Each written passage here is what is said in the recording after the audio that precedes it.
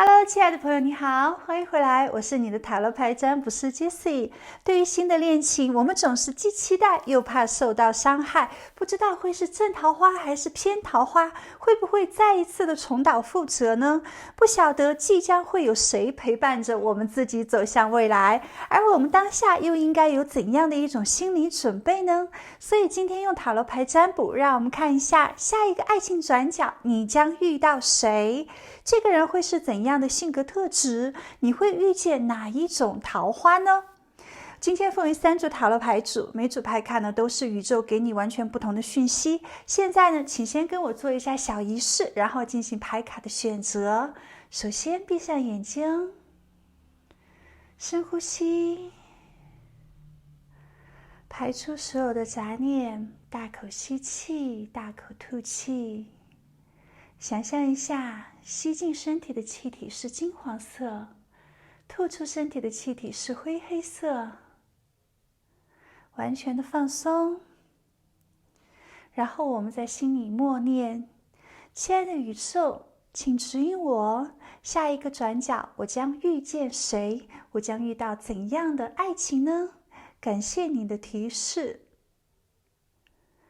那么以左至右的顺序分别是第一组、第二组、第3组。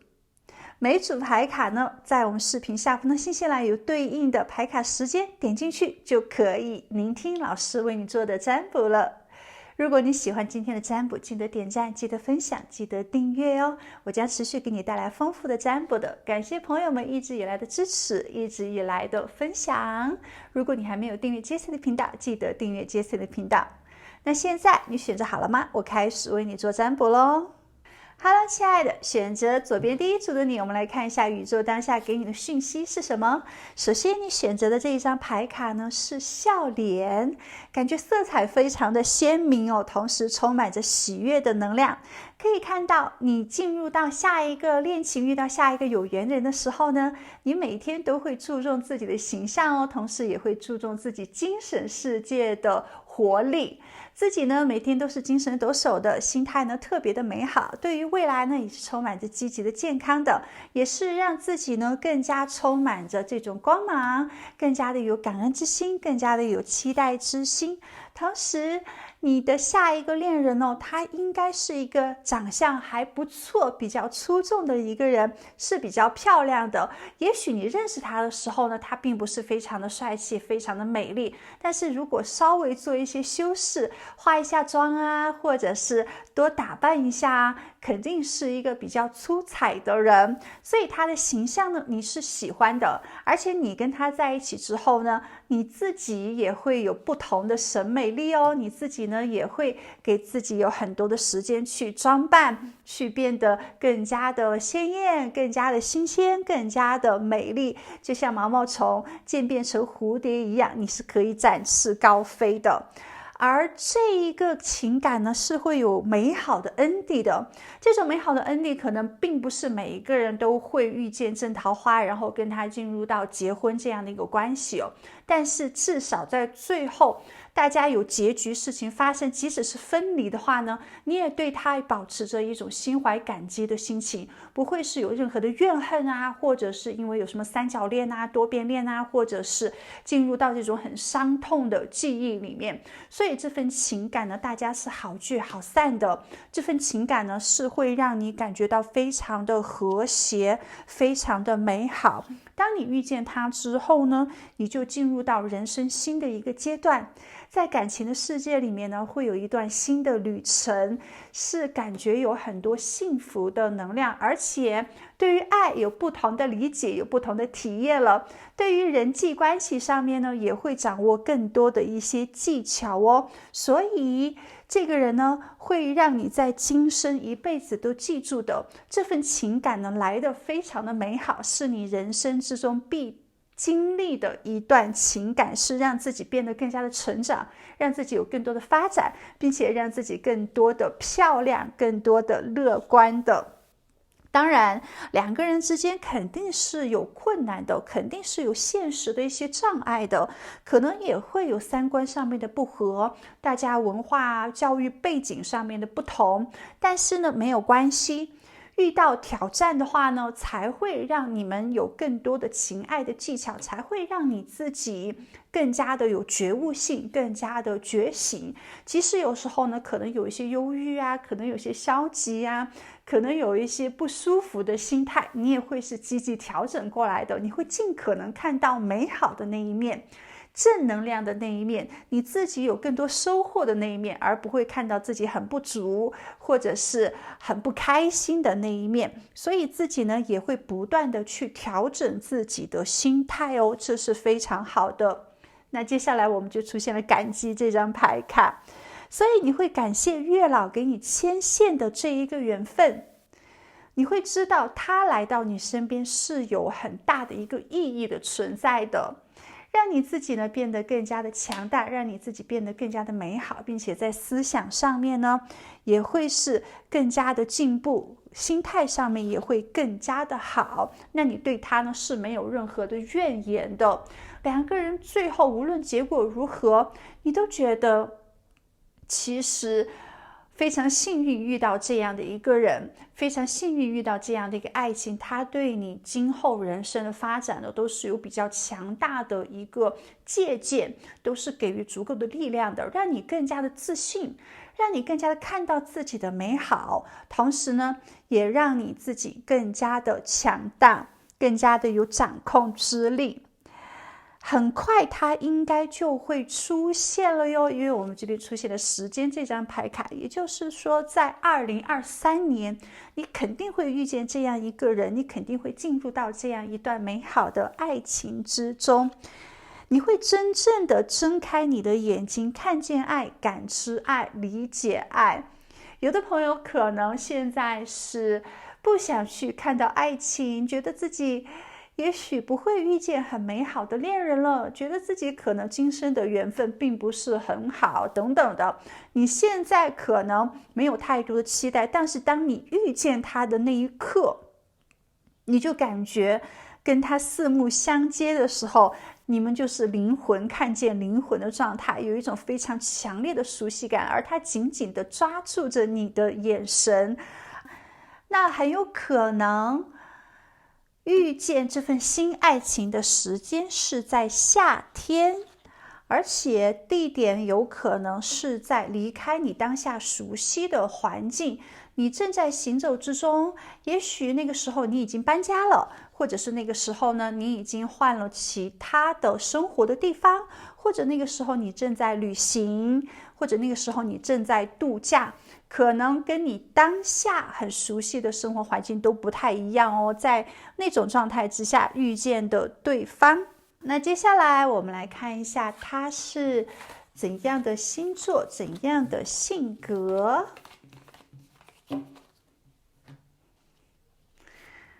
我们这边出现的牌卡显示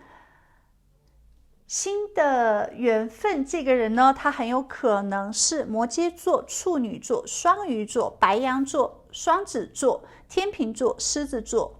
也有可能他的上升星座是双鱼座、处女座、摩羯座、狮子座、射手座、水瓶座、天秤座。这个人他的星盘里面呢还是非常平衡的，因为他有土能量，他有水能量，他有风能量，他也有火能量。而拥有土元素的人呢，代表着他给人一种可靠踏实的感觉，然后他是比较现实的，他会注重务实的一些行动，这个人呢也是比较理智的。而拥有水元素的人呢，代表是一种流淌交融的能量，可以看到这个人在感情上面呢也是比较敏感，比较情绪化，他很注重感性层面的能量，同时他的感受力也非常强大的，有时候呢是比较感情用事。这个人他也有风元素，代表他的沟通和传播的能量还不错，他可能在人与人之间的交往上面非常在意心智层面的互动和信息的交换，精神交流对他来讲也是非常重要的。他追求新鲜感和趣味性，没有办法忍受枯燥死板和一成不变的状态。同时它又有火元素，代表着一种外显的放射性的能量，就像这种燃烧的火焰一样，热情张扬有活力，目标感强烈，有时候呢可能比较容易急躁冲动，但总的来讲呢，它是非常有自我的信心跟激情的。风元素和火元素是阳性的能量，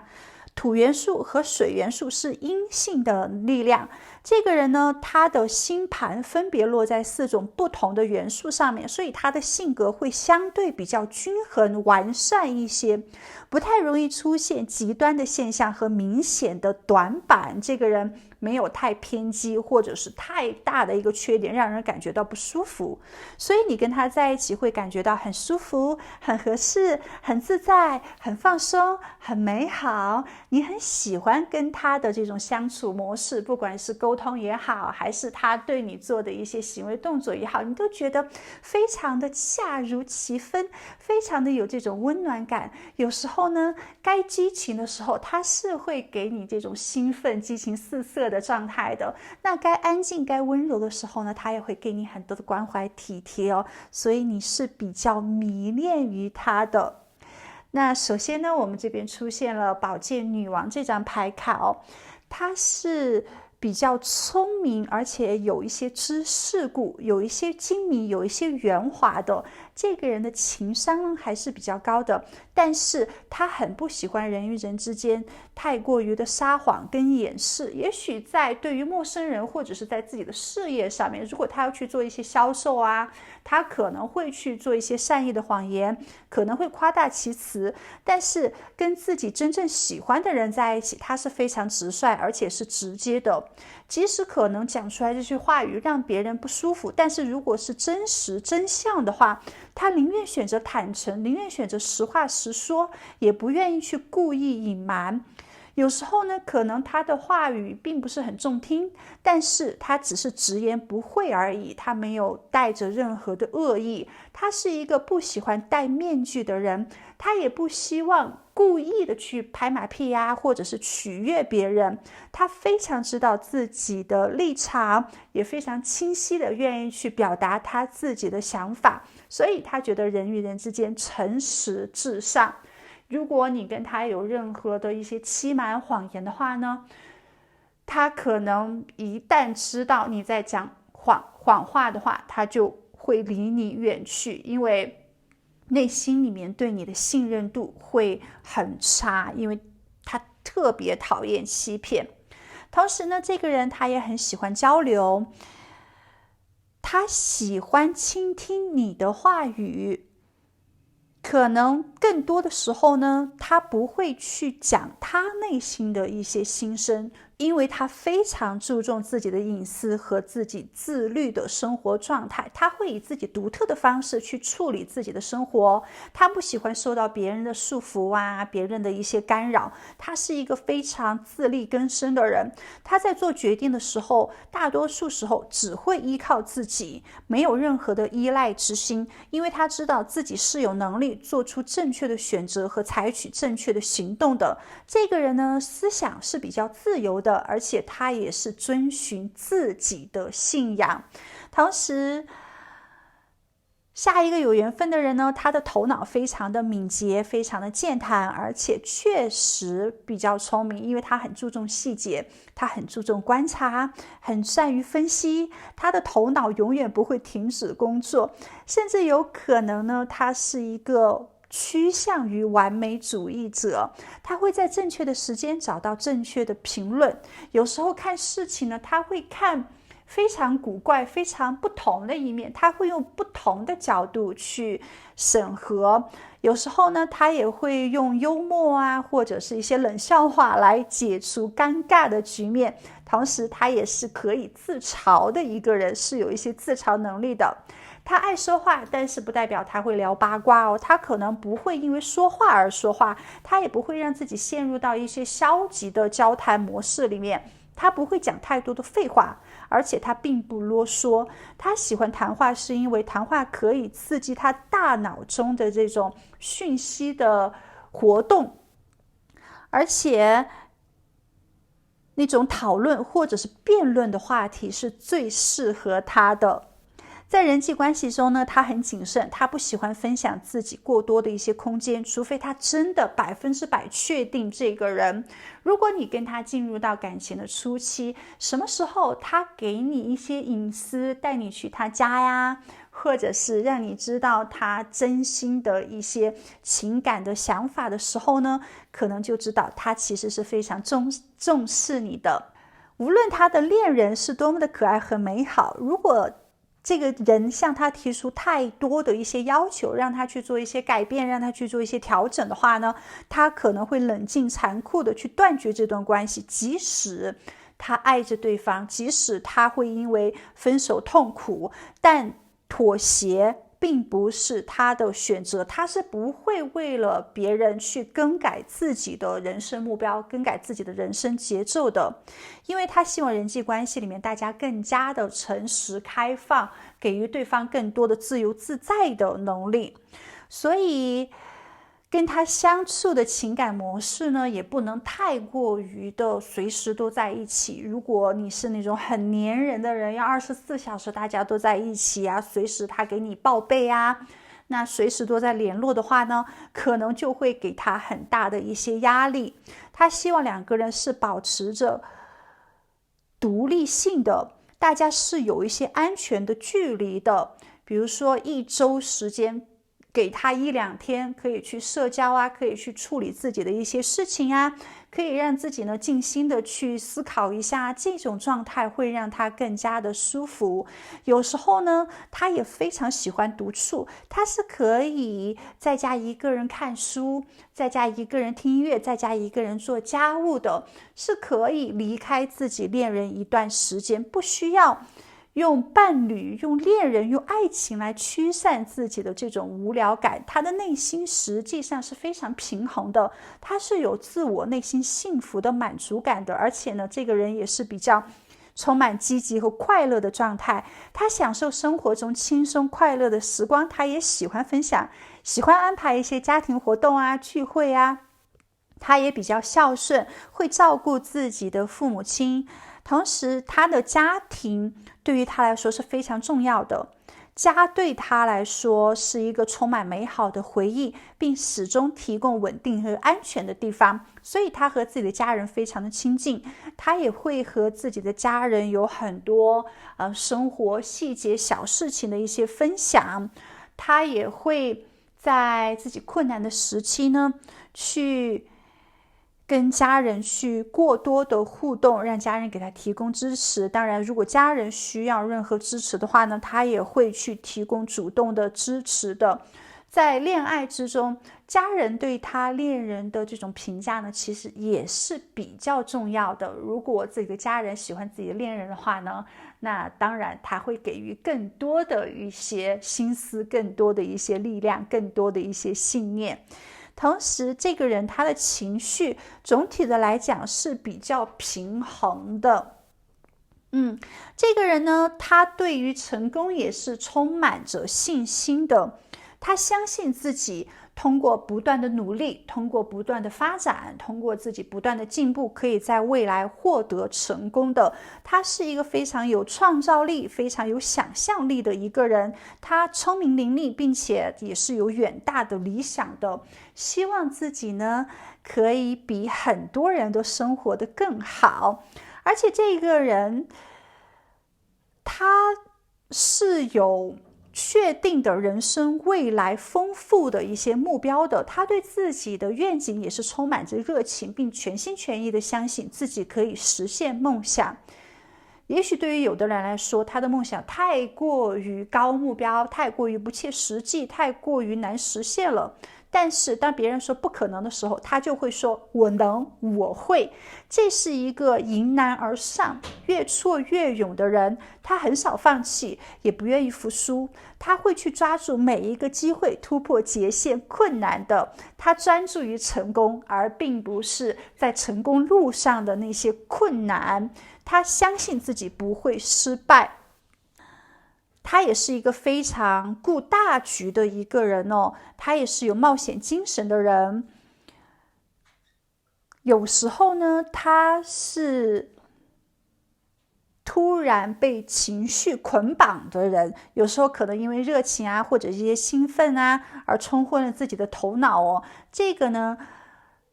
是因为他有一些不耐烦之心的，毕竟呢是有火能量在自己的体内的，所以有时候呢可能也会有一丝丝的这种浮夸或者是冲动，但没有关系，他会尽可能的去快速的调整自己。可能他并不是一个非常擅长理财的人，可能在金钱理财上面呢，他更多的是懂得挣钱，但不知道如何去让自己钱生钱，或者是如何让自己花钱，如何去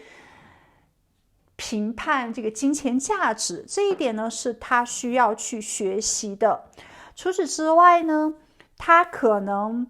对于很多事情只有一短暂的一些新鲜感，比如说他是有很强的创业能力的人，在项目创业的初期阶段，那大家一起去商讨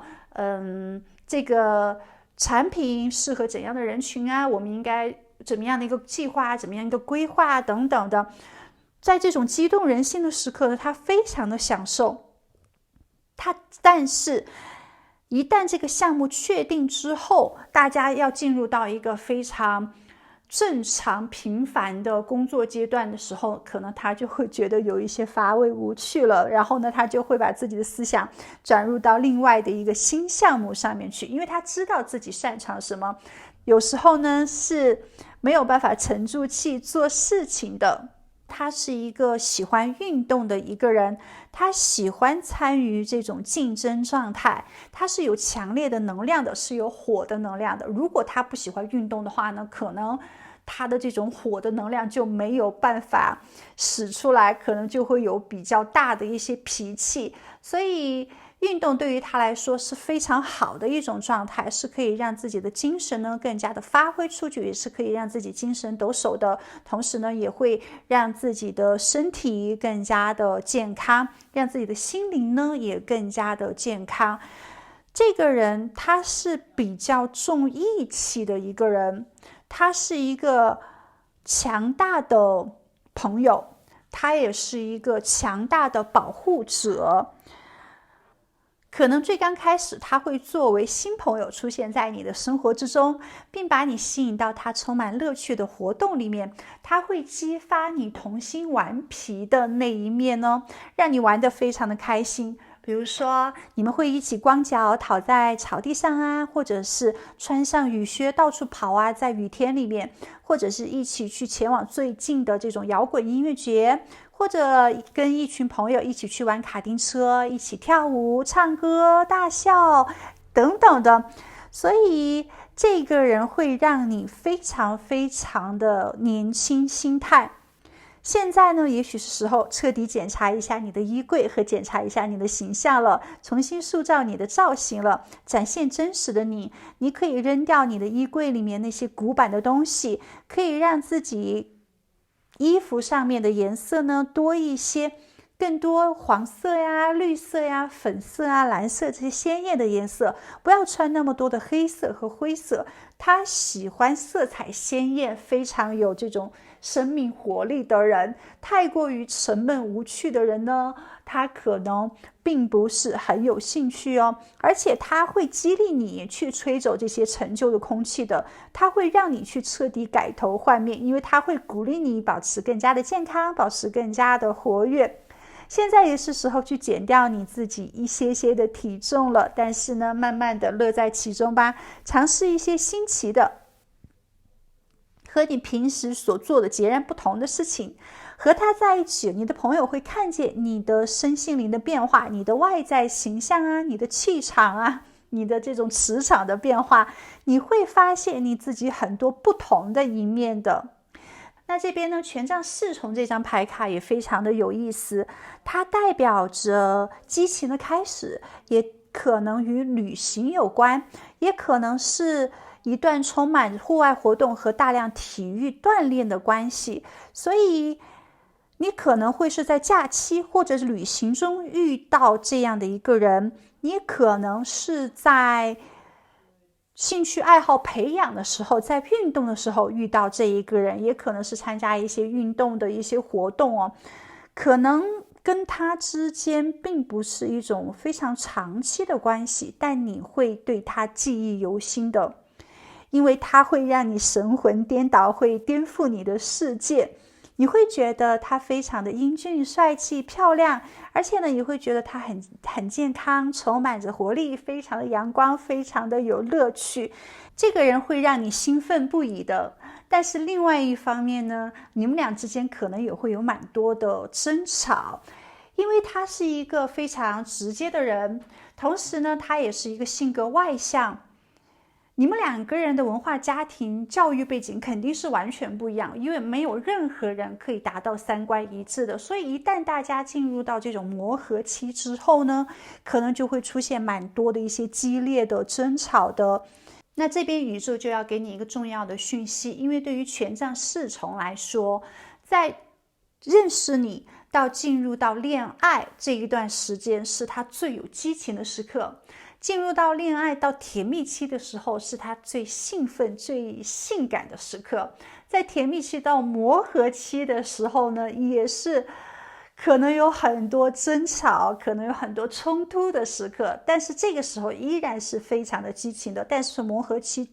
过后呢，可能就会有一种兴趣开始减弱的状态，你也许会觉得跟他的恋爱是不是有一些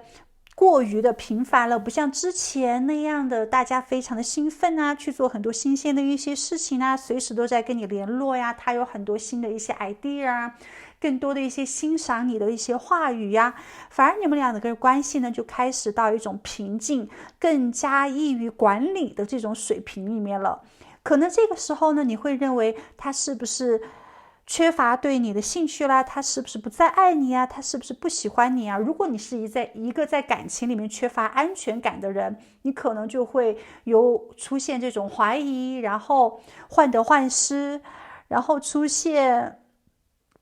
不适合的依恋行为。这种状态之下，可能就会跟他去做一些破坏感情的事情哦。实际上想告诉你，这个人是非常的爱自由的，在充满兴趣的时候呢，那肯定是随时都想跟你在一起。一旦情感稳定之后，他可能就会更加的去尊重自己的自由，需要自己独自的一些时间，并不是说他不喜欢你，他只是希望可以自由的来去，他只是希望呢可以不把全身心的这种注意力呢放在爱情上面，是可以再去放到自己的社交上面的。当然他是不希望很快去做出一些承诺，或者是一定要去进入到关系的这种有义务的状态。他是爱你的，不过呢他也需要自己的生活更加的平衡。同时这个人他是一个可以公开调情的人，跟你在一起呢，他是会把你大大方方带到任何一个场合，自己任何的一个朋友圈子里面去介绍你是他的恋人的。但是如果有别人追求他，有别人喜欢他的话呢，他可能不会去接受，但是他也不会去排斥，他不会给别人于难堪，你懂吗？在这个时候，如果你是那种比较容易吃醋啊，比较容易嫉妒的人，你可能就非常容易对他大发脾气，你可能就会出现很多内心不踏实不安的状态。其实如果你是一个非常自信的一个人，无论他做什么，你只要相信他是在你身边的，他可以去自由的做任何他喜欢的一个事情。如果保持着这样的一种状态的话，你们两个人的关系就会是持久的，就会是美好的，好吗？在感情里面少一些控制，少一些占有，多一些自我幸福的建立。因为爱情幸福并不是对方给予你的，而是你自己给予你自己的。你越自信，你越不担心他，你越去做一些积极乐观的一些行动，他是越离不开你的。如果你越是去吃醋啊，因为别人喜欢他，他不去拒绝，你就吃醋的话，那可能他会觉得莫名其妙，因为他又没有喜欢别人，他也没有主动去追求别人，他也没有主动去跟别人讲话，是别人向来跟他来讲话的。所以这个时候呢，你发脾气实际上就是把他往外推。如果你想任何去改变他、要求他的话，你也是把他再往外推，好吗？这一点呢，请一定要记清楚，是跟他建立持久恋情的秘方。而激情过后进入到这个情感的稳定期的话呢，当然注重细水流长是蛮好的，不要去做一些自我怀疑。不可能大家在一起一直都是保持着新鲜感、好奇心、激情四射的，那是不可能的。总归是要趋于平淡，总归是要让感情更加的生活化的。好，接下来我们这边还出现了圣杯10这张牌卡。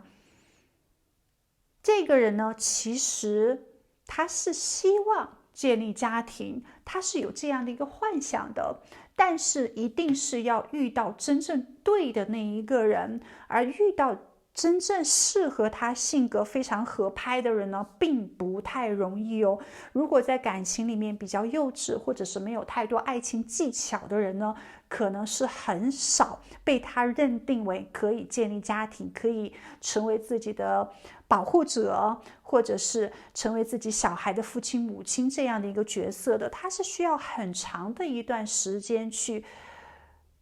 了解、去观察、去适应、去要生活在一起，要看一下的，要有很多的这种考验，他才会去做真正的一个承诺。不然的话呢，一旦遇到非常不合适的人，可能他就会尽快的离开，以免耽误自己，以免耽误对方，或者是以免呢，大家最后连朋友都做不成，可能产生一些互相太多矛盾呢，甚至到憎恨这一个地步，这是他非常不喜欢的。那我们最后呢，还出现了魔鬼这张牌卡。魔鬼这张牌卡是控制、幻觉、欺骗和唯物主义者，所以这一个人呢，他有很多的优点，他也有一些缺点。他可能会相信金钱可以买到一切，比如说朋友、爱情、幸福、事业、豪宅、商品、汽车。有时候呢，可能他会少了一些原则和标准，他可能会不断的去追求物质上面的一些利益，也是一个非常有目的性的人。他可能有时候会使用一些手段达到自己的目的，有时候呢，他也非常高兴，有一些虚荣心是可以吸引到众多追求者的。他是高调的，而且自信的。他其实是一个非常有能量的人，而他的能量呢也很有吸引力。比如说，他的笑容非常的迷人。一旦他把你勾住、迷住的话呢，他的举止就会改变。一旦他觉得你已经爱到他不可自拔的时候，离不开他的时候，他就会去控制于你，他觉得自己征服于你了，所以他会奴隶你这种状态。有时候呢，他要的是比较多的，这个人是欲望很多的，而且呢，他也没有太清晰的一些界限，比较随心随性。有时候呢，他也非常喜欢肌肤之亲，性爱上面的交融。他跟你在一起可能最刚开始是因为受到你外表形象上面的迷惑，对你充满着好奇心。接下来我们来看一下你们两个人之间是怎样的一种发展关系。其实最刚开始的时候是他先主动向你表白的，你们应该是在一种聚会活动里面去认识的。认识的当下呢，是有一种互相很强的磁铁吸引力，而且大家交谈甚欢，大家在一起是非常轻松自在，充满着乐趣的，语言上面也没有任何的一些沟通障碍。他开玩笑的时候呢，你也可以接他的梗，你也可以接他的这种玩笑，两个人是有这种性感的互动的，所以在当下呢，他觉得你非常的迷人，觉得你非常的有魅力。然后呢，你们会留下联络方式，然后呢，你们会去有更多的一些约会，更多的了解认识。他对你充满着好奇心，对你呢也充满着这种新鲜感。最刚开始他是受到你的这种气质，你的这种形象所迷惑的，感觉你是一个非常有魅力，是可以发展的人。他在第一次见你的时候就有心动的感觉，再加上互动中呢，也有一些小小的调情，小小的这种浪漫的情愫，让他对你产生的这种兴奋感，你们两个人情感变化蛮快的，从认识到建立到恋人，可能还没有到那种深交的朋友关系哦，少了这样的一个步骤，不会是说慢慢观察慢慢了解然后才发生的关系，发展速度呢是很快。同时呢，我们这边出现了权杖8这张牌卡，如果说你已经在恋爱中的话呢，就表明你们之间的感情又会重新进入到爱的建立，你跟自己的情侣也会重新燃起这种很兴奋的激情。在你们没有见面的时间呢，他是会突然思念你，会突然想念你，会突然知道你在此刻在干什么，你会突然出现在他的脑海之中的，对他呢也是有很强的这种吸引力，不管是你的身体也好，你的性感也好，你的性格也好，你的外在也好，他对你呢是非常的喜欢，至少有一段时间是很迷恋的。那么对待这一个人，你到底应该保持怎样的一种准备，怎样的一种思想行为模式呢？其实宇宙指引你享受这种欢愉，无论是情感、罗曼蒂克、浪漫还是身体上面的欢愉，你都尽情去享受就好了，并且对于你们的未来呢是充满希望的。你们两个人的关系呢，实际上是可以建立非常深厚的爱情的，而且同时呢，既可以做恋人，也可以做伴侣，两个人可以一起玩，一起疯，一起去做特别的事情，两个人也可以真正的达到灵魂上面的联系，会让你在这段情感里面有很多收获满满幸福的能量。只要你去做真正的利于情感的事情的话呢，是可以享受美好并且有很好的一个 ending 的，好吗？所以亲爱的，请你在春天开始去调整自己的能量，让自己尽可能的美美的自信的，在夏天的时光呢，多多的去参加一些聚会，多多的去参加一些组织活动，尽可能的去自己不熟悉的地方去认识一些新的朋友，去旅行啊，去度假啊都好，让自己呢更加的开放，也保持着足够的魅力，你将迎接到很美好的情爱关系的。好，亲爱的，那我们今天的占卜就到这里，祝福大家，我们下一期再见喽，拜拜。Hello， 亲爱的，我们来接受一下宇宙当下给你的讯息。首先，你选择的这张牌卡是羽毛，你知道吗？当你走在路上，突然有一只羽毛从天空中飘下来，你抬头一看，没有任何飞鸟经过，实际上就是你的守护天使，他们正在跟你联系，他们希望给你一些暗示，让你知道他们爱护着你，陪伴着你，并且等待着你的使唤。现在呢，出现了羽毛这张牌卡，代表着你的守护天使正在传递给你信息，新的缘分是他们派到你的身边来的。这个人呢，会给你足够的爱，会给你足够的激情，会让你知道爱的真正的意义，也会让你有更多爱情的技巧，爱的觉悟。所以他们听到了你平时给他们的一些祈祷，你对他们的要求，你的守护天使也在传递，他们是非常爱你的。下一个缘分呢，会突然的出现，是在意外的邂逅状态之下，它的出现呢，可能中断了，或者是扰乱了你自己的计划。比如说，你可能打算2023年不再谈恋爱，需要好好的工作学习，把时间精力呢都放在自己的工作学习上面。但是它的出现呢，让你改变了自己的计划，打乱了你自己的一些节奏，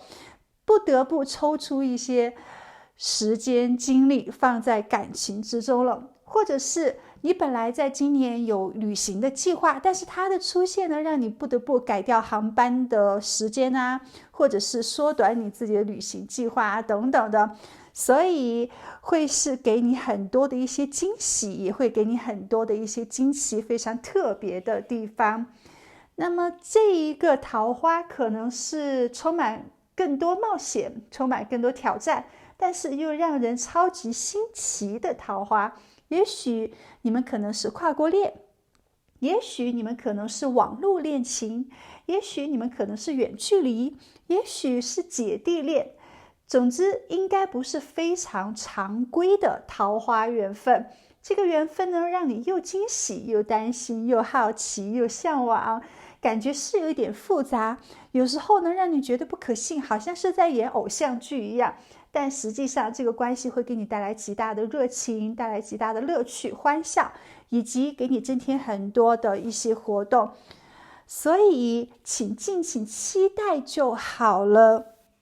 另外，新的这一天，确实这份情感呢，给你很多的一些新鲜感，你有很多的一些探知，你希望跟他有更多的一些联系互动，因为他每天给你带来的感觉都是完全不一样的，充满着非常的精彩，充满着丰富的状态。你期待每一天的日出，因为在日出之后呢，你们又会有很多浪漫或者是罗曼蒂克，或者是让你感觉一新的事情发生了。跟他在一起其实是蛮有冒险精神的，自己也是非常的有期待哦。同时我们这边出现了4季这张牌卡，可以看到你和新的这个缘分呢，应该会经历1年4季，春夏秋冬，至少会是上年份的时间，所以会感觉到不同的颜色，不同的季节，并且也会做很多不同的事情，也可能会去不同的环境里面。同时你特别喜欢听他讲话，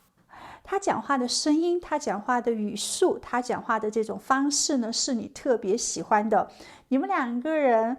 可能会有不同语言的交流，或者是2个人会有很多的一些咬耳朵啊、调情啊，会有很多的甜言蜜语。他讲话的这种状态呢，也是你喜欢的。他讲话的这种词语呢，可能有时候也会给你带来一些特别，有时候有些叛逆啊，有时候有一些兴奋感啊，那有时候呢有可能有一些矫情啊，但是总之呢，你就是特别喜欢跟他聊天，2个人有说不完的一些话语，感觉天南地北，什么事情都可以聊，而你也愿意让自己更加的坦诚，更加的真实，你会把自己内心的感受也全部讲出来。2个人的这种接触呢，实际上都是比较真实的在做自己的，不会有太多的隐藏，不会特意的去包装自己，同时当对方讲话的时候呢，都会好好的去倾听，这是非常好的一点哦。除此之外呢，这份情感2个人都特别的有勇气，你们不会轻易的放弃，你们会接受现实的一些挑战，2个人会非常的大胆去做一些行动，而这些行动呢，可能是自己之前没有预料到的，你没有感受到自己对于这份爱有这么的一个决心，有这么强的一个信念，愿意为了对方去做妥协，去做改变，去做调整，身边的人都觉得你非常的有大胆的这种胆识，觉得你很不一样，他也是这样子哦。2个人会给予很多的一些决心，并且都会激发对方更大的强大，而且你们2个人之间的这种连接呢，也是非常的紧密的，经常都是在煲电话粥啊，经常都是在发短信啊，经常都可能在社交媒体上互相的点赞，互相的留言啊，是有蛮多的互动的。即使你们并不是远距离，可能都会经常的发信息，2个人随时都想联络，随时都在思念对方，随时都在想念对方的状态，这一点呢，也让你觉得非常的有激情。那它出现的时间很可能是在秋天，因为宝剑这张牌卡呢，实际上除了代表着秋天这个季节之外，也代表着非常快速的就可能出现在你的身边。那我们这边也出现了数字5，有可能最快的是在5天之内然后就是5个星期之内，或者是5个月之内，最慢的话呢，就可能是在5年之内的秋天了，但是这种可能性是非常的少的，好吗？接下来你们两个人相遇的地方，我们看到有水杯正在调试的状态，有可能是在鸡尾酒吧，或者是在化学药房，可能是在拿2个杯子然后互相倒酒的这样的一个场所里面。那这个人他到底是怎样的性格特质呢？我们接下来看一下宇宙给你的解密讯息。好，我们这边出现了圣杯女王的正位、圣杯6，以及我们的权杖7，还有我们的权杖王牌。可以看到他的星盘里面带着水能量跟火能量都特别的重。那么水能量呢，其实是一种流淌交融的能量，就是情感、情绪等感性层面的能量。所以这个人他会比较敏感，或者是比较情绪化，他的感受力是特别强的，对于情感呢有很大的渴求，与人相处的方式也会是比较感性的，有时候呢是容易感情用事。那么火能量呢，火元素就代表一种比较外放的能量，就像燃烧的火焰一样，热情张扬，有活力，说明他的行动力其实也是蛮强的，很有活力，目标感非常的强烈，有时候呢可能容易急躁冲动。他的缺点就是比较缺乏耐力和持久力，后劲不足。这个人有时候他的性格、他的情绪起伏会比较矛盾，也是比较大的，水火不相容嘛。最主要的是这2个能量占据他的这种性格魅力。当他开心的时候，他会非常的外向，有说不完的一些话呀，会抱着你亲，会跟你有很多的这种拥吻，然后你说什么事情他都保持着兴奋感，保持着热情。但是另外一方面，当他不开心的时候呢，他可能就会非常的沉闷，或者是一言不发，要么他就是发脾气，就是相差落差是特别大的。那他的星座很有可能是双鱼座、巨蟹座、天蝎座、白羊座、狮子座、射手座，或者是他的上升星座是白羊座、天蝎座、狮子座、巨蟹座、射手座、双鱼座。有时候你会觉得他像一个小孩子一样，情绪来的比较快，去的也比较快，可能前1分钟他还在敏感的这种沉默不语的状态，后1分钟他就开始开怀大笑了。我们这边出现了圣杯女王这张牌卡他是一个很希望自己幸福，同时也希望自己周围的人都感觉到幸福的人，因为他非常的善良，并有一颗体贴关怀的心，同时他也很有这种同理心。如果他看一部电影啊，或者是看到周围的人都比较悲伤的话呢，他可能都会在那边暗自落泪，或者是因为触景生情同时这个人他可能有时候是比较被动和安静的，是一位比较出色的倾听者。你会发现他身上很有亲切感，很容易让别人对他敞开心扉。他也很尊重自己内心的感觉，他也很愿意助人为乐。然而当他自己的生活出现问题的时候，他可能很少去求助于任何人。他的角色是属于那种安慰者，而不是被安慰者。实际上他的内心呢还是比较强大的，不过表面上看有时候是比较柔弱，有时候是过于温柔，有时候是过于顺其自然的。其实他最主要的是情感敏感。比如说在自己的社交媒体上面，有人对于他的这个发的贴文有一些不好的评论的话，那可能会让他那一段时间都非常的心烦意乱。所以他身边的朋友啊、家人啊，有时候对他是比较说话小心翼翼的，害怕他敏感，害怕他生气。同时这个人呢，他其实还是比较清楚他人生想要什么，他喜欢什么，对自己呢他还是比较了解的。所以有时候自己产生一些消极的情绪的时候，他还是会去努力的调整自己。在人际关系之中呢，他对自己的伴侣是比较忠诚、有爱并且专一的。他喜欢人际关系上面的和谐、和平，互相支持互相理解的状态，很不喜欢冲突啊、争论啊、吵架啊。同时这个人呢，他也有浪漫情怀，非常迷恋爱情。在很年轻的时候，他就希望可以结婚，建立自己的家庭，有自己的小孩子。因为从小呢，结婚对于他来说都是非常值得期待的事情。他渴望有一天和他英俊的王子或者是漂亮的公主走上红毯。他是有非常强的家庭观念的，喜欢待在家里，喜欢待在自己的伴侣身边。对于他的朋友来说，他其实有蛮多从小认识的朋友的，但是呢，一旦他进入到爱情，进入到婚姻之中，那再要好的兄弟啊、姐妹啊，都是往后排，因为家人绝对是第一位。有时候你可能感觉到他比较脆弱，或者是他在陌生人面前比较害羞，让人有特别想照顾他这样的一种愿望。但实际上呢，他是一个非常健康的人，他是一个一旦发生重要事情，他就非常理智、非常清醒，并且非常果断的人。如果他是男生的话呢，他是完全可以在家当奶爸这个角色的，他是可以辞职在家带小孩，因为对于他来说，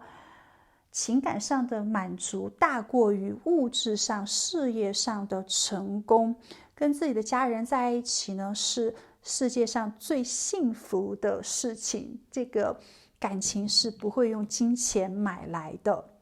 还有我们这边出现了圣杯6这张牌卡，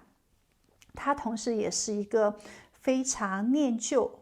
非常有怀旧之心的人。他喜欢整理一些旧照片啊，或者是观看一些老电影啊，或者是跟自己的朋友啊、跟自己的家人一起分享曾经过往美好的一些事情，因为他会从这些回忆之中得到极大的快乐。有时候呢，如果有一些感情的伤痛啊，或者是曾经一些对自我不满的事情，他可能也会出现忧郁或者是情绪化。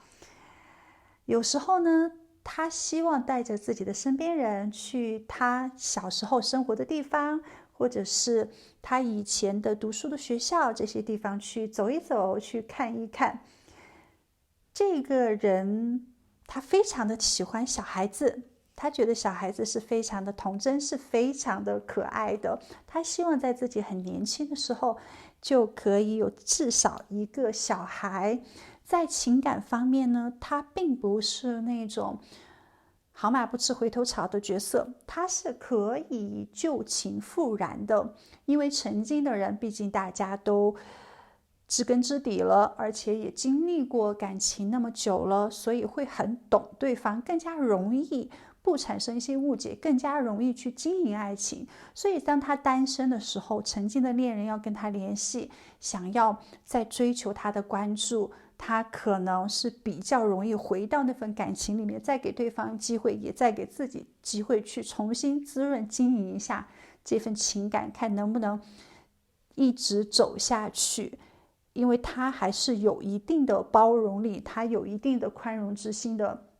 他是一个不记仇的人。在情感方面，他是非常天真、简单和理想化的。另外一面呢，也可以看到他比较容易上当受骗哦。只要内心受到别人的一些感动啊，或者是别人在表面上对他非常的好啊，他可能就很容易去信任别人。他希望找的伴侣应该是一个非常成熟的，像他父亲形象这样的一个人。他也希望自己未来的恋人呢，是自己的父母非常认可的，因为他比较孝顺，那父母给的意见呢，对他来说也是非常重要。但我们这边呢，又出现了权杖牌卡火能量，代表他的个性实际上也是非常的坚强，也是非常的直率的。不要被他的这种同理心安然落泪而欺骗。他是对自己的生活方式还是非常有信心的，他的信念也很坚强，对自己做的事情呢也充满着热情。有时候可能他的生活是比较繁忙的，给自己很多事情哦，让自己非常的充实，也容易让自己身体比较疲惫。这个人是有战斗精神的人，他也是有耐力，是可以坚持自己的立场的，也有坚韧不拔的决心的。对于权力啊，对于控制啊，对于原则啊，他都是有自己的界限，是有自己的设定的。同时，他是可以为自己的信仰挺身而出的人，他也是可以为自己的家人去跟任何人、任何环境去斗争的一个人。他喜欢读书，他喜欢用知识来支持自己的信念。他相信这个社会呢是公平公正的。这个人其实比一般人更加的聪明，他会让自己拥有更多的一些文化，更多的一些技能。这样的话呢，他就可以应对生活中的压力跟反对了。有时候呢，他会缺乏理性，他是需要更明智的去选择战斗的。一旦他的这种脾气情绪上来的话呢，可能就会做一些非常莽撞冲动的事情。因为我们这边又出现了权杖王牌，他内心实际上是非常渴望自由的，他是希望在自己的人生之中可以做自己想要的任何的事情，希望自己可以像浪人一样。但是呢，他又受到社会当下规则的一些束缚，他希望逃避传统，希望自己不要仅仅是一个保守的态度，希望不要归顺他人的期望，也不要太过于的遵守规章制度了。所以内心里面是有这种自由的精神，渴望被释放的，但是又不得不向社会低头，所以会有时候产生一些比较矛盾的想法。那另外一方面，有时候呢，可能也会比较愤青，对于当下的这种社会制度啊，或者是国家政策啊，可能他会持非常强烈的反对意见。其实他对任何事情呢，都还是比较开放的，不会太过于受制于环境，希望可以通过自己的能力掌控自己的生活。他是有力量，是有自尊心，并且保持积极乐观的，会相信未来有好事情发生，也会感受到自己肯定会获得成功。他对于未来呢，不是那种非常焦虑的、非常担心恐惧的，而是满怀期待的。这个人是比较有行动力的，他不想为小事情操心，是一个放眼大局的人，也不会对自己的梦想给予太多的一些限制啊，或者太多的一些精神紧张感，不会太过于的规定自己要2年完成什么样的一个人生阶段，5年完成什么样的一个人生阶段，没有太详细的一个规划。但是他知道通过自己不断的努力呢，肯定可以获得自己想要的。他觉得人生就是一段非常有趣的旅程，不会觉得人生苦短啊，或者是人生没有太大的意义啊，他不会陷到一种悲观的情绪里面。同时他也希望在有限的人生命里面去探索新的世界，去不同的地方生活。可能他会经常搬家，或者他非常喜欢旅行，他希望自己的生活是充满着活力的，他想去做一些疯狂的事情，他想去结交一些新的朋友，想跟更多的人进行互动。所以对他不了解的人，刚开始认识他的人会觉得他有一些害羞，他有一些被动。当你跟他关系非常熟悉之后，你会觉得他有时候像一个疯子，内心里面是有很多狂野的想法的。他并不是像第一次见面的时候那么的冷漠，或者是那么的无聊。其实他内心里面是有熊熊的烈火，而他的性能量其实也是蛮强的。他很喜欢肌肤之亲，他很喜欢性爱生活，他会在性爱里面感受到那种真正自由释放的能量，也让他会完全感受到灵魂与灵魂的相接。这个人其实是蛮有魅力的，你经常都猜不透他在想什么，他为什么有突然的一个转变，所以他经常会给你带来一些新的想法、新的态度、新的感觉，让你一直保持在一种比较新鲜的频道。对于他呢，也是一直怀着好奇心，想更多的了解，想更多的认识，想更多的探索。然后跟他进入到爱情之后呢，你会觉得这个人非常的有趣，他是一个充满趣味的灵魂，跟他在一起呢，不会太过于的乏味。那你们两个人的发展关系其实两个人还是蛮多共同去努力的，你们之间的现实挑战呢还是比较多，需要大家共同去克服这种障碍。关系好的时候呢是非常的稳定，两个人是非常的开心愉悦的。但是当两个人出现矛盾、出现冲突的时候呢，也会有很多的不满足，也会有很多想要或者是很多想不要的状态，因为你们之间呢会有很多的一些选择，同时两个人在一起还是有一定的风险的，因为会有很多的这种幻想，会有不切实际的一些动作。爱对方就在头脑里面爱，真正的可能没有去做一些积极的滋润情感的这种动作，可能有时候呢也会缺乏一些专注或者是承诺。可能在感情的前一刻大家还非常的热情，突然下一秒就变得无精打采，变得冷漠无情了。特别是没有出现争吵的时候，两个人就是干柴烈火的卿卿我我的，马上下一秒出现争吵之后，就是那种打死不相往来的那种，好像从来不认识的仇人一样。这一点要更改有时候两个人可能也会对对方有太多的一些想象了，太多的一些不切实际的幻想的期待了，在头脑里面呢是可能有一些疯狂的想法的，但是不会去采取真正的一些动作来实现头脑中的这些计划，可能并不会。两个人在感情里面没有太多的情爱技巧，只是凭着这种爱，凭着一腔热血，所以有时候可能会出现感情生活里面比较混乱啊，或者是杂乱无章啊，或者是无法掌控的现实状态。举个例子，可能在感情初期，你们其中有人还有其他的选择对象，然后你们两个人进入到感情之中，一旦出现矛盾不和的时候，可能这个人就会思考自己是不是选择错误了，就可能会有其他的一些杂念，这个不会让你们的感情更加的美好另外，也可能如果你们两个人是远距离的话，大家会在网络通信上面，会在互联网上面有很多的一些互动，但是真正的去买一张机票飞到对方身边这样的一个动作好像很少，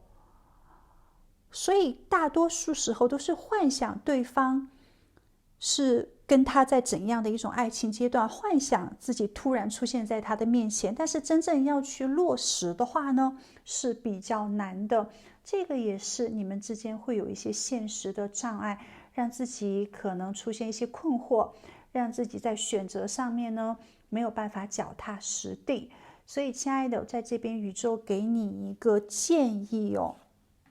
你们可能未来的情感并不会非常的持久，有可能这个人他是你的偏桃花，但是正因为有偏桃花的出现，你的人生才会完整。正因为有偏桃花的出现，你才会学到很多的爱情技巧，你才会知道你自己在感情里面是怎样的一个状态。你是有嫉妒之心吗？你是有掌控欲吗？你是有占有欲吗？还是你会患得患失呢？等等的。当你清晰自己之后，并且学会足够的爱情技巧之后，你才会遇见好桃花、正桃花，在那个时刻呢，你才可以去抓住正缘这样的一个缘分、桃花，实现自己真正建立婚姻、建立家庭的那一步。所以宇宙指引你在情感里面，即使可能它不是你的正缘，但也希望你去经历，希望你去学习，希望你去感受。人生也是要有悲欢离合的。如果人生一切都是一帆风顺，没有任何烦心事情，你也会觉得非常的无趣，你也不想拥有这样的一个人生。人生就是要不断的去经历的，所以宇宙建议你对于偏桃花保持着感激之心，而且在你跟对方的这个情爱过程里面，其实你是非常享受的，你是有很多轰轰烈烈的感情的。当然这是一个大众占卜，我不会100%的对应到某个人的身上，但是选择这组牌组的人，你跟他之间可能会有一些伤痛的经历，或者是拉黑对方啊，闹分手啊，分离啊，然后又再一次和好，有分分合合这样的一个经历。其实这些呢，你去哭，你去闹，你去疯，你去玩都好，自己去感受都好，做自己真实想做的事情，该发泄的时候发泄，该闹脾气的时候闹脾气，但最终你是会总结，你是会看到真实的自己想要什么，适合什么，最终你是会从这段情感里面成长很多，自己有很多的感悟，对爱呢会有深切的感受的。只不过在感情里面不要去建立一些不好的业力关系就好了，不要有金钱的麻烦，大家在金钱上面各自独立，不要牵扯金钱物质。还有就是在爱情里面不要去伤害对方，不要去脚踏几船啊，或者是欺骗对方啊，或者是引诱对方啊等等的，保持着这种真心，保持着这种善意去经历情感，不建立负面业力的话，你会在其中其实有蛮多的收获，你也会享受其中的，知道吗？没有任何人是会陪你走到人生尽头的，而真正的幸福也只有你给予你自己。守护天使派这样的一个人到你面前，是让你有很多成长，会让你更加的强大，会让你感受到人生丰富的爱情经历的。你只要相信发生在你身边的人事物都是美好的、有意义的存在的就足够了。保持着感恩之心、期待之心去等待这样的一个恋人吧，你会更加的有魅力，你会更加的有光芒，你会更加的漂亮帅气的。好，那我们今天的占卜就到这里，祝福大家，我们下一期再见喽，拜拜。Hello， 亲爱的，我们来接受一下当下宇宙给你的讯息。首先，这一张牌卡是手掌，实际上通过我们每个人手掌上的纹路呢，可以来推断你的祸福吉凶，因为手掌上面是有生命线，是有智慧线，是有感情线，是有成功线等等的，所以你跟你下一个缘分也是在命运的安排之下。你们是注定会相遇的恋人，你们是注定会发展的爱情，你们之间是有很深的缘分的。在你们第一次相见的时候呢，对对方就有一种熟悉的感觉，这种熟悉的感觉其实你也说不出来，但是冥冥之中，也许你跟他会发生什么，即使你们是天南地北的人，即使你们可能没有说任何的一句话，但你就是冥冥中感觉会有一点什么非常奇妙、非常微妙的感觉。而你跟他在一起之后呢，你会觉得他给你非常踏实、非常安定的感觉。这份情感呢，实际上是非常好的正缘，你们是正桃花。当你命走桃花运的时候呢，是很容易遇见对的人的，而且你们是在对的时间相遇，所以会有非常良好的感情互动。甚至两个人呢，在建立情爱关系之前，就想要跟对方有长期稳定的发展，就希望是修成正果。你看到他对你的情感呢也是非常认真的，他在追求你的这个过程里面呢，你会感受到诚恳，你会感受到承诺，而你也想要跟他持久的生活在一起。你们之间是会发生无限可能性的状态的。这个人是很值得你投入情感的人哦。你们之间可能会发生很多自己没有经历的事情，或者是自己没有去过的地方。跟他在一起呢，也会激发你某些方面的天赋，某些方面的才能，你也会看到不一样的自己。跟他在一起之后呢，两个人都非常的坦诚，非常的真实，会讲出自己内心的一些想法，一些话语，并且两个人会共同的去沟通，共同的去商量，一起去策划你们的未来，包括可能在自己的事业上遇到一些瓶颈期，那遇到没有办法你自己去解开的一些思想屏障的时候，你可能会来询问他，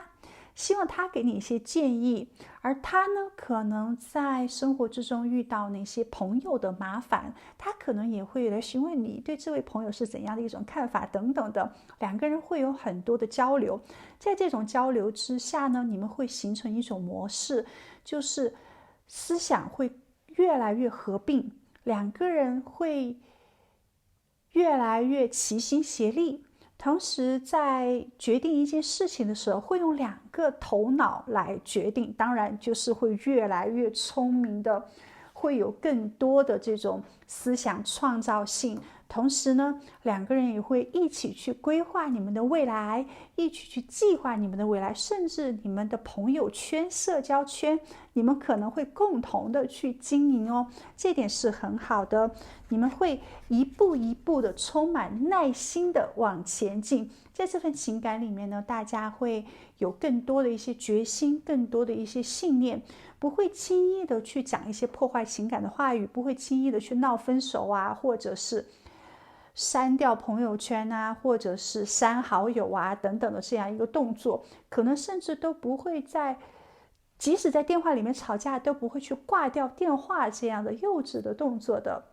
所以两个人呢是会给予足够的一些耐力，脚踏实地的把感情经营的足够的打好深的地基，让两个人在身体上面有很多的交融，让两个人在精神上面也是有非常多的交融的，同时可能还会一起去培养共同的一些兴趣爱好，一起去看体育比赛，一起去看歌剧啊，或者是一起去看演出啊，或者是一起去创建一些户外的活动啊等等的。所以两个人其实这种关系既像是好朋友，又像是知己，又像是恋人，又像是家人，对于对方呢其实是比较死心塌地而且信任的。在这份情感里面呢，你还会遇见未来的自己，因为你会看到自己不断的在成长，你会看到自己不断的在觉醒，同时你也会看到自己越来越美好，越来越强大了。在生活细节上面，你会更加的去注重保养，照顾自己，也照顾对方。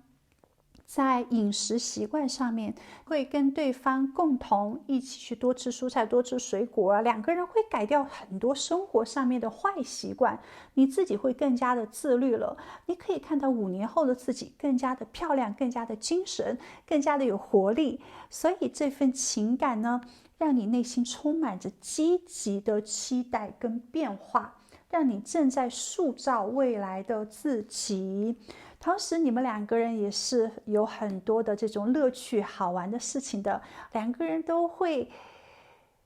像小孩子一样谈恋爱，没有太多的计较，没有太多的攀比，没有太多的这种比较，就是开开心心的跟对方在一起。也许在认识他的时候，他的物质条件并没有那么好，他可能工作事业也并不是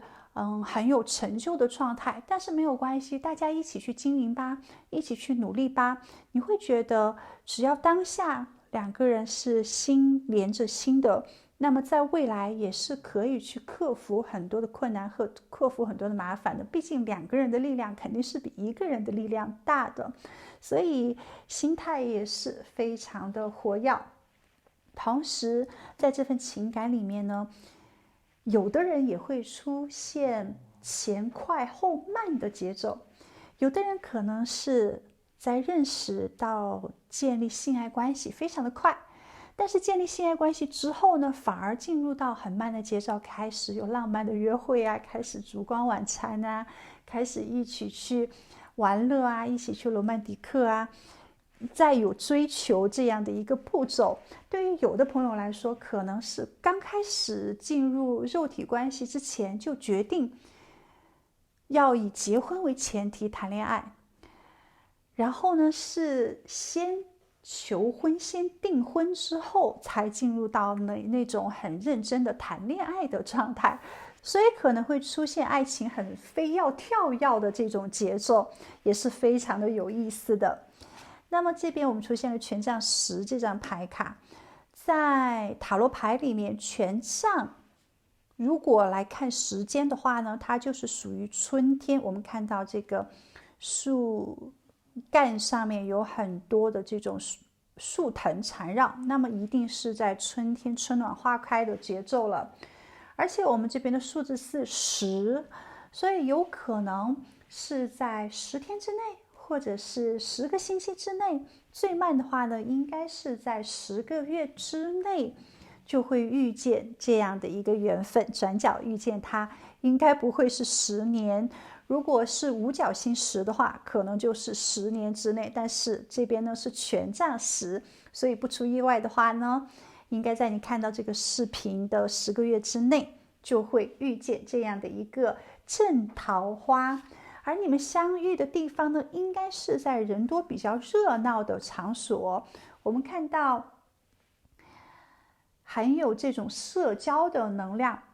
有可能是在教会，也有可能是在某一种集会，也有可能是在舞会，或者是在艺术展览中心、艺术展览馆，也有可能是在演出场所。当然，迪吧、酒吧应该也算。同时，我们这边还出现了一个红十字这样的一个图像，也有可能是跟治疗、疗愈地方有关系的，有可能是在某个康复中心，或者是治疗中心，或者是医院等这些地方，好吗？那要么就是在艺术场所，要么就是在娱乐场所，要么呢就是在疗愈的场所。好，接下来我们来看一下这个人他的星座，他的性格。好，这边出现了这个人的星座呢，有可能是天蝎座、天秤座、狮子座、白羊座，或者是他的上升星座是狮子座、白羊座、天秤座、天蝎座。他的星盘里面最主要就是水象、火象跟土象。那么土元素代表的就是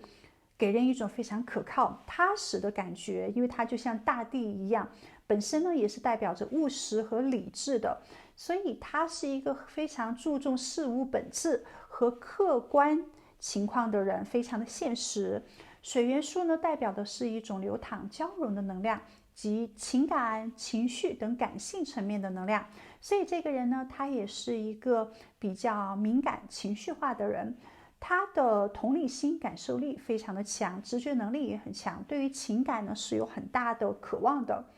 与你相处的方式可能也是比较感性的，虽然有时候他是比较感情用事，但是呢，他是非常深情的一个人。火元素呢，就代表着一种比较外放的能量，就像燃烧的这种火焰一样，充满着热情、张扬、有活力。他的行动力是比较强的，他的目标感也很强烈，有时候可能比较容易急躁、冲动，但是信念和激情对于他来说非常的重要。有时候呢，可能会有一些不够持久力、后劲不足这方面的缺陷。那么他的星盘里面是缺乏风元素的人，所以也许在他的人生之中，他会去参加很多的课程，去购买大量的书籍，或者尽可能去参加每一种考试，让自己看起来主动的去追求知识。因为风象代表着思想，有时候他会觉得自己的思想不够灵敏啊，不够敏捷呀，不够聪明呀，不够有智慧呀，所以他就会去不断的增加一下这方面的缺陷，增加一下自己的智慧。我们这边出现了圣杯骑士这张牌卡，他的身材呢应该是比较苗条的，至少不会胖。这个人是比较优雅，有一定的成熟气息的。他可能从外表上面来看，不会显得非常的年轻或者显小哦，可能比自己的年龄呢还会看着稍微要年长一些。他浪漫、诗意，富有想象力和创造力，同时也是很喜欢音乐和喜欢艺术的人。他是一个拥有敏感、多愁善感的灵魂的，他迷人。而且也比较温柔、温和，说话呢是非常的平静，非常的好听，不会给别人很急躁，或者是声音非常大声的状态。他很关心自己和别人的感受，他也可能感同身受。如果在他当下的所处的环境里面有任何不开心的能量的话，他可能也会让自己的情绪低落的。这个人跟自己的家人关系非常的密切，喜欢跟家人在一起，他非常的孝顺，他非常的享受家庭在一起的那种氛围。在业余时间呢，他最喜欢和朋友出去玩，或者是让自己沉浸在艺术啊，或者是音乐这些创意项目之中。他喜欢安静，喜欢在海边散步，因为是水象星座嘛，所以是比较喜欢水的，是应该从小就会游泳的人。他喜欢在游泳池或者是海洋之中去锻炼自己。他也喜欢读书，经常看电影。他如果喝酒的话呢，应该更多是选择红酒啊，或者是白葡萄酒啊，可能不是特别喜欢啤酒。他的音乐品味呢，倾向于情歌，或者是金曲，或者是古典音乐，可能对于电子音乐或者是rocker 那些摇滚音乐可能并不会很喜欢。年轻的时候应该受到身边的人有一定的影响，但是应该不是自己打心底里面很喜欢的音乐。这个人应该是比较喜欢欧洲，因为他是一个比较有浪漫情怀的人，所以对于城堡或者是和爱情和时尚相关的城市呢，对他是有诱惑力的，比如说巴黎呀，或者是罗马呀。另外他一方面呢，他也热爱历史，是一个怀旧的状态。他非常注重礼节，也是很有礼貌的一个人，也是将心比心的一个人。别人对他好10分，他就会还10分的。但是他不喜欢人际关系上面的这种冲突或者是争吵。如果有那种小人或者是恶性竞争的人出现呢，他大多时候都会选择转身走开，不会让自己陷入到很消极的能量里面去，不愿意去弄脏自己的手，希望自己一直保持在一种积极愉快的那一面。他会尽可能的优雅，衣着整洁、时尚。可能他不会在自己的穿衣打扮上面穿很多颜色的衣服，或者是戴夸张的首饰，戴很多的首饰哦，也可能不会穿很多的奢侈名牌的东西在身上，因为他是比较喜欢朴素。但是呢，衣服质量是要好，是要穿着舒服的。另外，有时候他喜欢做白日梦，对于生活、爱情呢，都是有一些理想化的。他可能会有一些不切实际的目标或者是想法。那这个人呢，是一个理想主义者，他经常将爱非常的理想化。在感情里面呢，充满着冷静，充满着温柔，充满着体贴，充满着关怀。他对伴侣的需求也是比较敏感的，他也会不惜一切代价让自己的伴侣尽可能的满意。在感情里面，如果有一些事情没有按照他的期望发展的话呢，他会有一些沉默的情绪，或者是生闷气，应该不会直接去跟对方争吵。这个人会喜欢长时间的一些亲吻啊，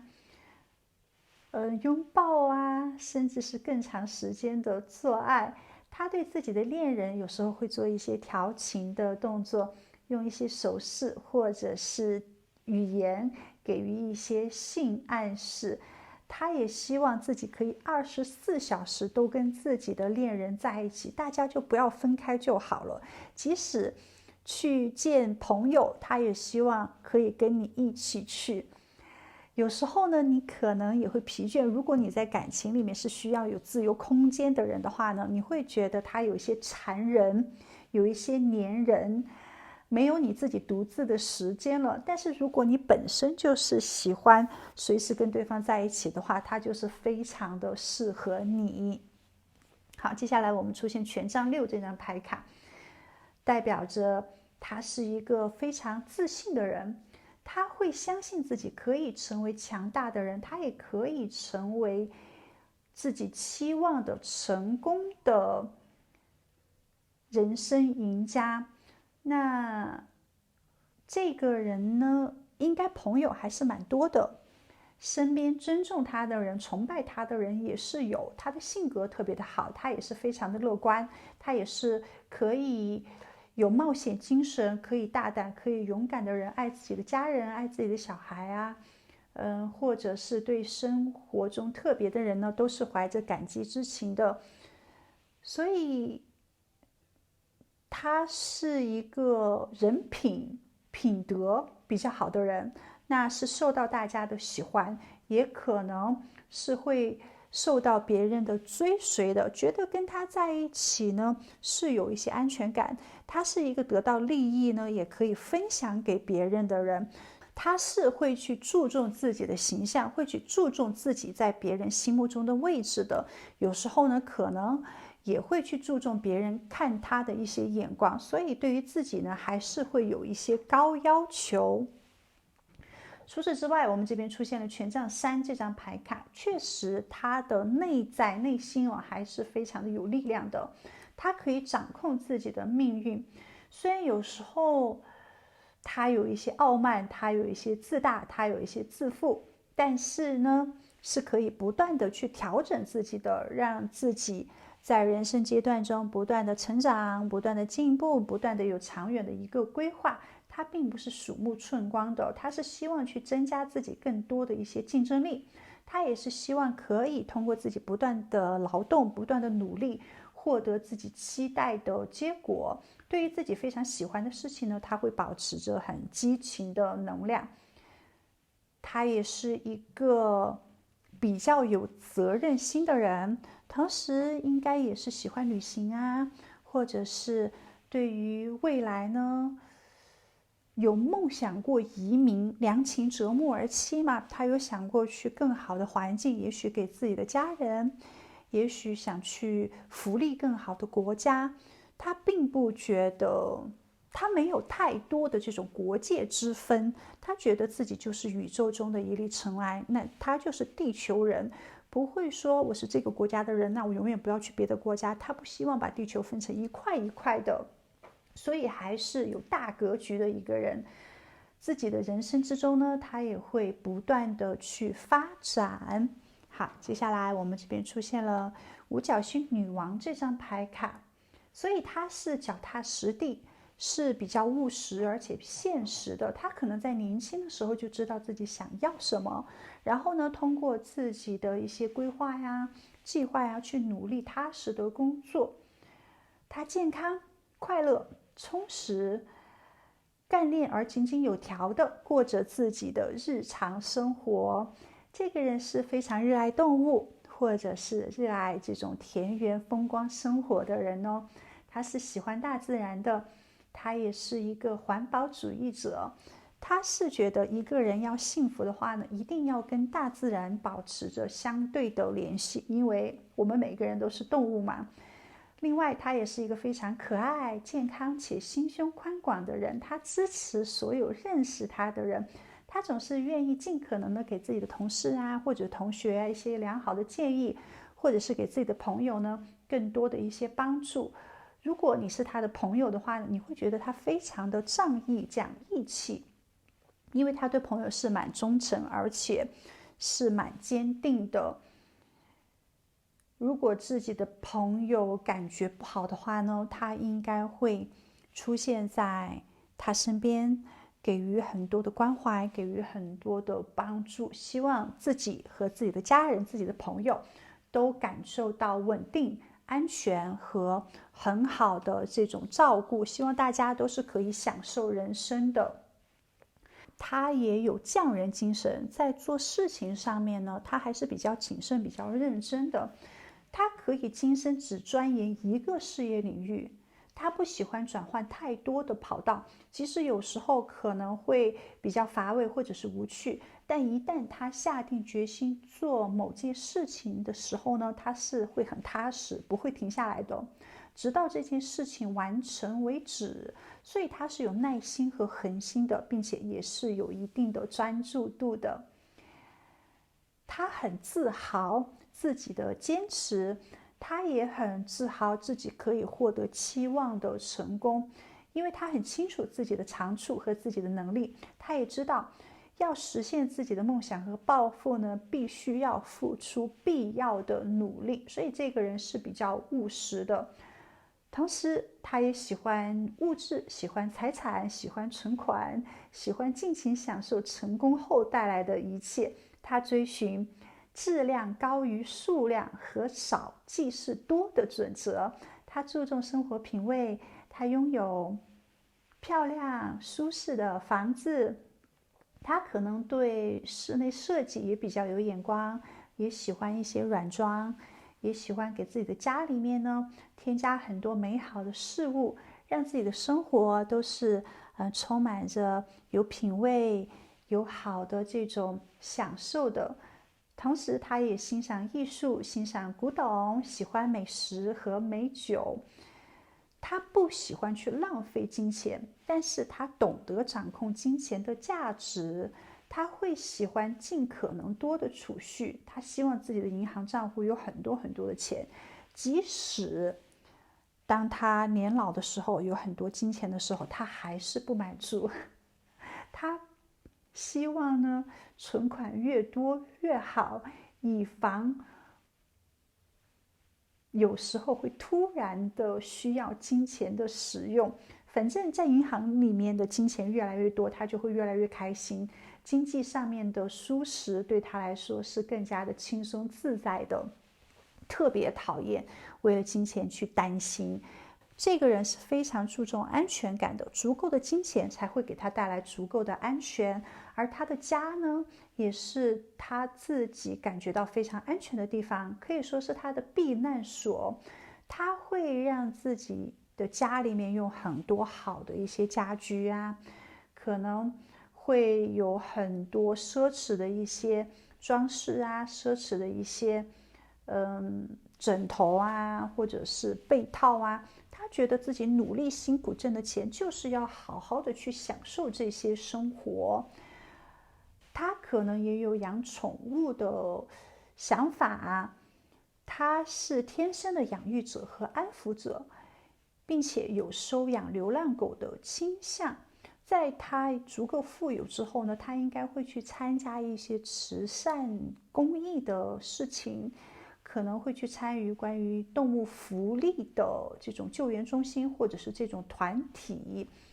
对于人类，他更加喜欢宠物动物。在人际关系之中呢，他充满着爱心、忠诚、支持和滋养，是一位非常出色的伴侣。他喜欢做家务，喜欢烹饪，喜欢照顾自己的恋人。他比较质朴，同时他也很享受跟自己恋人非常健康的性生活。他要求伴侣对他是足够忠诚的，而他对自己的恋人呢，也是有一些高标准，也是有一些高要求的。要么他的恋人呢形象很好，身材很好，就是外貌状态呢非常的好；要么他的恋人呢就是事业比较优秀，那金钱也是很独立的，是比较优质的。要么他的恋人呢，就是属于那种性格品德特别好的，特别贤惠，特别淑德的；要么就是他的恋人呢，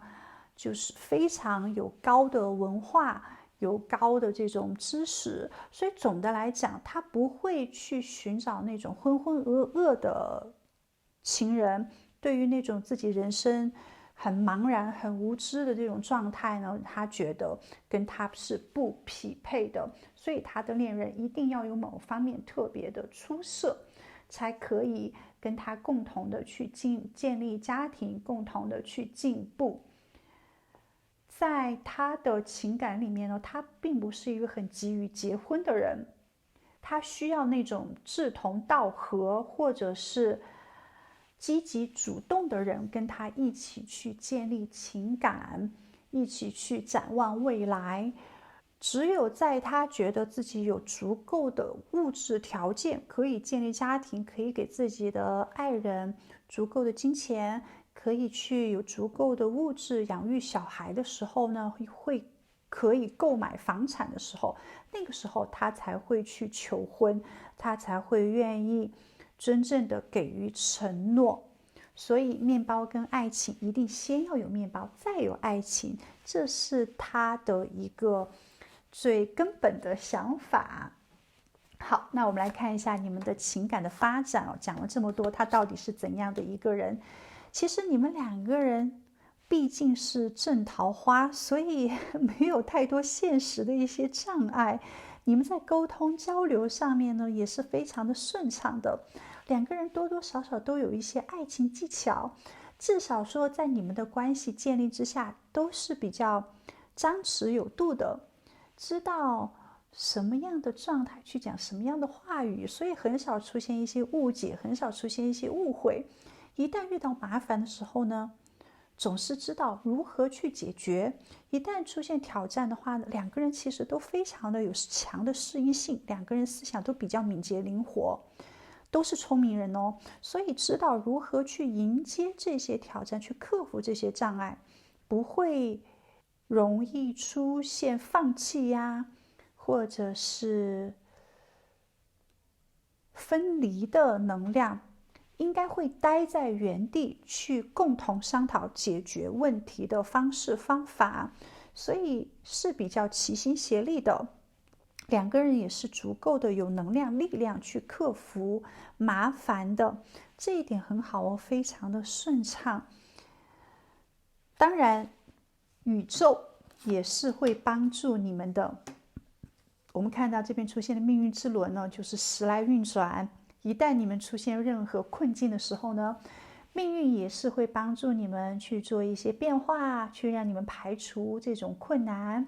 可以给你们借助一些力量的。所以在你们的关系之中呢，多一些互动，多一些联系吧，多一些感受到平衡，也多一些支持，多一些理解，多一些互相帮助。这份缘分哦，非常的好，非常的妙，让两个人有更多的心与心的联系，灵魂与灵魂之间的这种捆绑，可以共同的去商讨谁主内谁主外，可以共同的去商讨那谁来理财，存款写谁的名字等等的，也可以共同的去商讨这个房产证需要谁的名字等等，你们会是直接就讲出来哦，会没有任何的隐藏，也不会去虚伪包装自己，这一点会让两个人的情感呢越来越亲密，是很难被别人插足的，会是真心诚意的愿意去奉献，愿意去妥协，愿意给对方的力量。你们会觉得在爱情里面不仅仅是你侬我侬，你爱我我爱你，而是这份情感让你变得更加的美好，因为对方的存在，你更加的幸福，更加的强大，更多愿意去做一些分享，在精神，在物质，在情欲上面都可以保持非常积极的联系哦。亲爱的，宇宙给你非常美好的讯息，你即将遇到正桃花，请你好好的把握，不要错过哟。